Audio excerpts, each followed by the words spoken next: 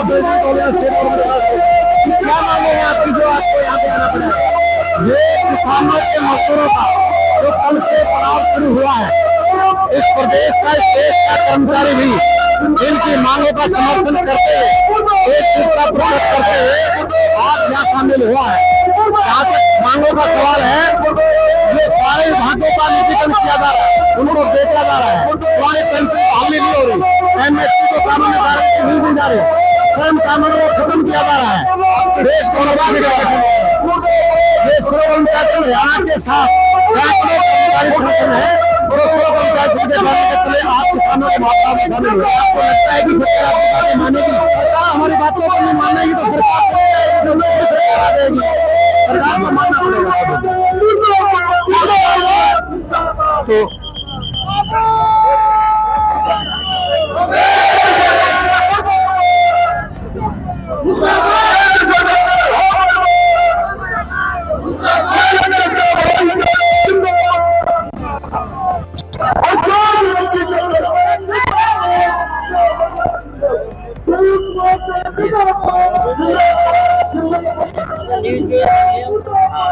संयुक्त किसान मोर्चा के 3 दिन के पड़ाव में यहाँ पर जनता सरकार मोर्चा के कुछ युवा साथी, कुछ युवा नेता भी इनको समर्थन देने के लिए अपना आए हैं।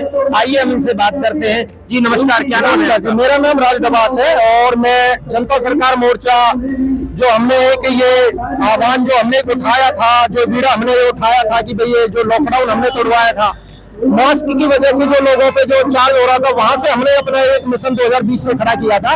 मोर्चे का नाम रखा था जनता सरकार मोर्चा।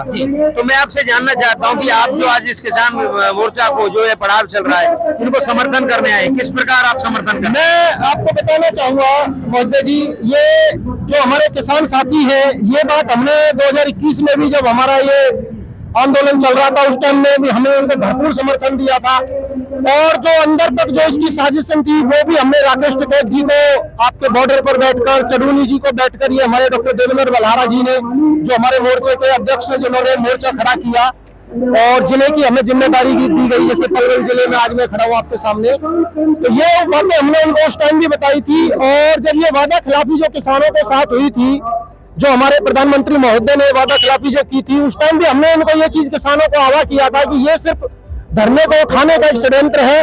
मैं आपको बताना चाहूंगा दो जो बहुत टेक्निकल पॉइंट है जो हमारे भले किसानों को नहीं पता है।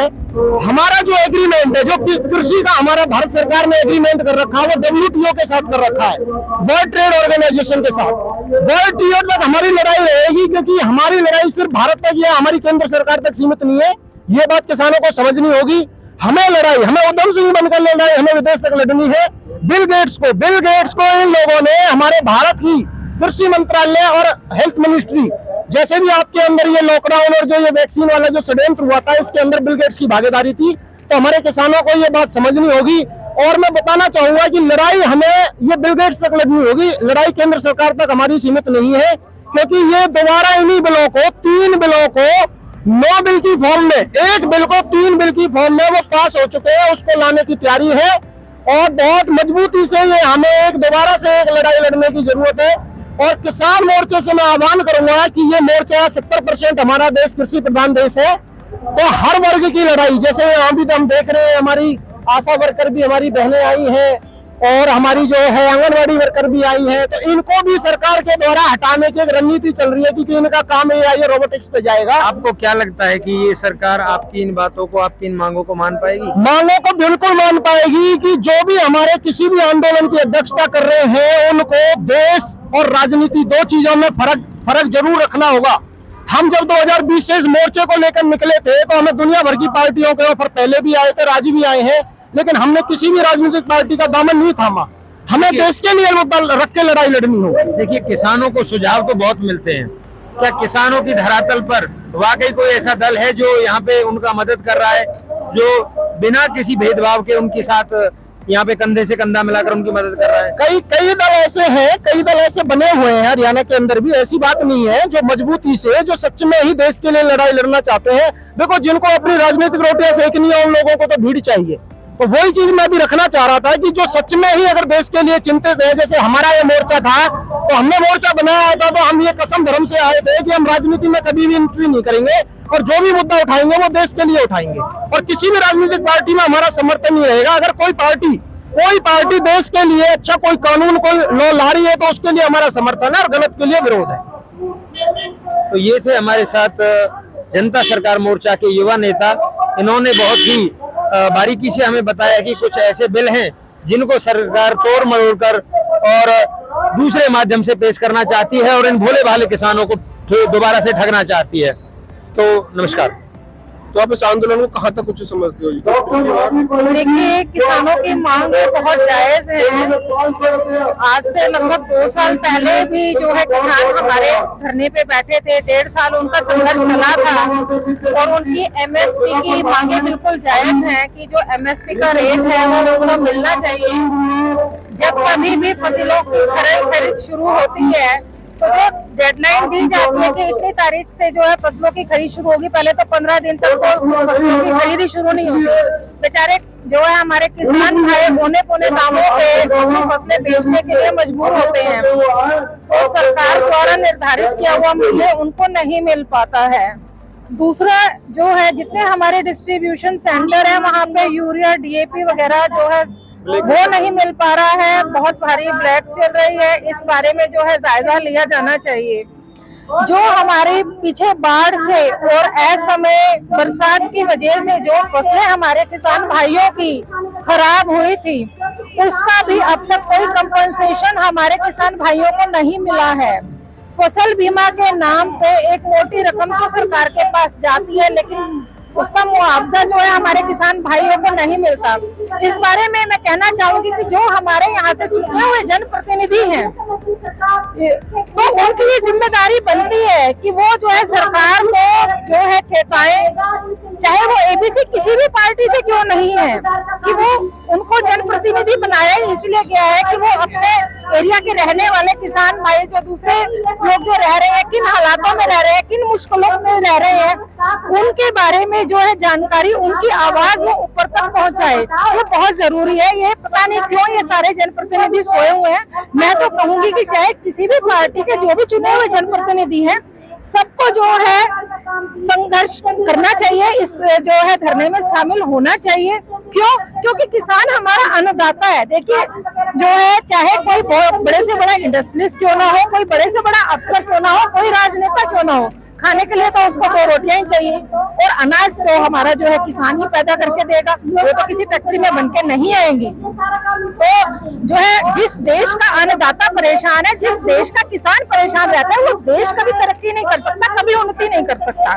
तो ये बातें समझनी चाहिए। ये था कि आपकी भारी बहुमत से दिल्ली में सरकार है, अच्छे काम हो रहे दिल्ली वासी, पंजाब में सरकार बनी, अगर हरियाणा में सरकार आपकी बनती है, आपकी बार आपकी किसानों के लिए ऐसे कौन से प्रमुख कार्य कर रहे हैं? देखिए, किसान हमारे एरिया के जो है सिंचाई के पानी के लिए बहुत ज्यादा त्रस्त है। डीएपी यूरिया जो इनको नहीं मिल पा रही है, इसके लिए त्रस्त है। जो इनको जो सुविधाएं इनको चाहिए, चाहे वो इनके जो इनको कंपनसेशन इनको मिलना चाहिए, जो इनका एमएसपी है, वो सारे के सारे जो इनकी मांगे हैं हमारी सरकार बनने पे इनको पूरा करेगी। मतलब अगर आम आदमी बनते तो किसानों के आंदोलन देखने को नहीं मिलेंगे? बिल्कुल नहीं, किसानों को प्राथमिकता दी जाएगी और उनकी जितनी भी जो मांगे हैं उनकी पूरी की जाएंगी। हमारे साथ मोदी जी, नवीन रोहेला जी, उन्होंने कहा था कि अगर हमारी सरकार बनती है तो ऐसे आंदोलन आपको देखने को नहीं मिलेंगे। मैं नरेश चौहान, कैमरामैन करण के साथ। संयुक्त किसान मोर्चा के यहाँ पे जब सभी किसान बैठे हैं, हमारी माता बहनें भी बैठी हैं, तो आपका उत्साहवर्धन करने के लिए और सरकार को आपकी आवाज पहुंचाने के लिए हम यहाँ पे आए हैं देश का दंगल न्यूज से। और मैं जब देखता हूँ कि 1947 के बाद ये देश आजाद तो हो गया, परंतु किसको आजादी मिली है? हमारे किसान तो रोड पे बैठे हैं, हमारी माता बहन तो अपने घरों को छोड़ के यहाँ रोड पे बैठी हैं। तो ये आजादी किसको मिल गई है? ये पार्टियां जो सत्ता में भेजी थी, हमने बना के भेजी थी, और वो आज हमारी आवाज नहीं सुन रही है। ये बहुत दुख का विषय है। और इसी विषय पर मैं एक कविता आपके सामने प्रस्तुत करता हूँ। 1 मिनट के लिए थोड़ा ज्यादा समय ले लूंगा, तो उसके लिए क्षमा चाहता हूं कि मुझे किसान के बिना इस हिंदुस्तान में कुछ नहीं दिखता। यहाँ ये किसान प्रधान देश है, और इस किसान प्रधान देश में अगर किसान दुखी है तो मैं कहता हूं कि ये पूरा देश आजाद नहीं हो सकता, अभी आजाद नहीं हुआ है। कि जो माना जाता धरती पर सबका सच्चा अवतारी, धरती का बलवान पुत्र क्यों झेल रहा है लाचारी। अरे मुस्काती है भूख गर्भ में बसते लोटे थाली क्यों। अरे जो भंडार भरा करता है उसका बर्तन खाली क्यों। अरे तिल तिल करके वो मरता है, कर्म सदा वो करता है, पूरे विश्व की भूख मिटाता स्वयं भूख से मरता है। अरे मौन खड़ी सरकार देखती मेहनत के अपमान को। अरे बिन मंदिर का कर डाला क्यों भारत के भगवान को। हमारे देश का जो भगवान है, जो हमें देता है, वो किसान ही तो है। और भगवान किसे कहते हैं, देवता किसे कहते हैं, जो देता है। तो ये जो किसान है ये हमारा देवता है, और यही आज बिना मंदिर के बैठा है, रोड पे बैठा है। कि वे अपना हक मांग रहे हैं, आखिर क्या गलती कर दी, जिनसे हमदर्दी मांगी वो बन बैठे हैं बेदर्दी। अरे झूठे आश्वासन देकर तुमने उन्हें लुभाया क्यों। अरे पानी नहीं बहा पाए तो आखिर खून बहाया क्यों। अरे इनसे वादे करते हो, इनसे वोट लेते हो, इनसे नेता बनते हो, और इन्हीं की दी हुई गाड़ियों में घूमते हो, और इन्हीं को आप रोड पे पिटवाते हो, इन्हीं के बेटों से। ये जो पुलिस वाले खड़े हैं, ये जो जवान पे सेना के जो जवान हैं, ये किसके बेटे हैं, नेताओं के बेटे नहीं हैं। भूल जाना, अगर किसी नेता का बेटा किसी सेना में हो, पुलिस में हो, तो मुझे बता देना, एक भी नहीं मिलेगा।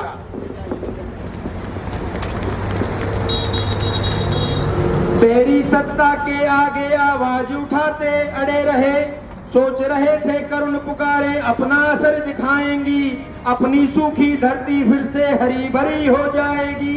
अरे पर महलों वाले धूप ताप वाली सच्चाई क्या जाने। अरे जिनके पगना फटी बिवाई पीर पराई क्या जाने। अरे राजमहल के तो उपवन में जलधाराएं बहती हैं, फिर किसान की सूखी फसलें याद रही क्यों रहती हैं। अरे मैं किसान का बेटा हूँ और दर्द उसी का गाता हूँ। अरे आग के आगे फसल सूखने का मतलब बतलाता हूँ।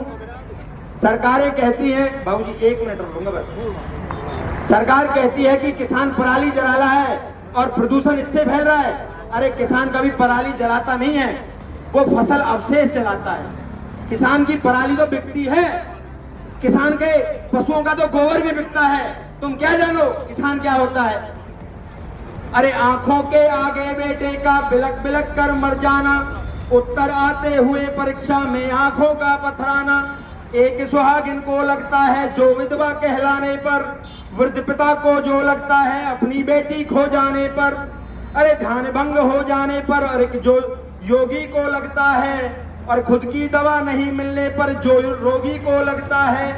अरे तुमको लगता जनादेश पाकर सत्ता छिन जाने पर, प्रथम विजेता को लगता है पुरस्कार ना पाने पर। अरे पदक छीनने पर लगता है जैसा एक जवान को, और फसल सूखने पर लगता है ऐसा एक किसान को। और भारत की पहचान विश्व में जिसके कारण गूंज रही, बीज उगाने की खातिर ये धरती माता पूछ रही। अरे गांधी के सपनों का कोई भी अरमान नहीं दिखता, अरे बिन किसान को देखे मुझको ये हिंदुस्तान नहीं दिखता। अब हो जाओ सावधान मत डूबो तुम अभिमान में, 100 में से 80 किसान हैं मेरे हिंदुस्तान में। सारे के सारे किसान जब भारत में मिल जाएंगे, एक नहीं 2 3 नहीं सारे सिंहासन हिल जाएंगे। जय हिंद जय भारत। ऐसी खबरों से जुड़े रहने के लिए हमारे चैनल को सब्सक्राइब करना ना भूलें।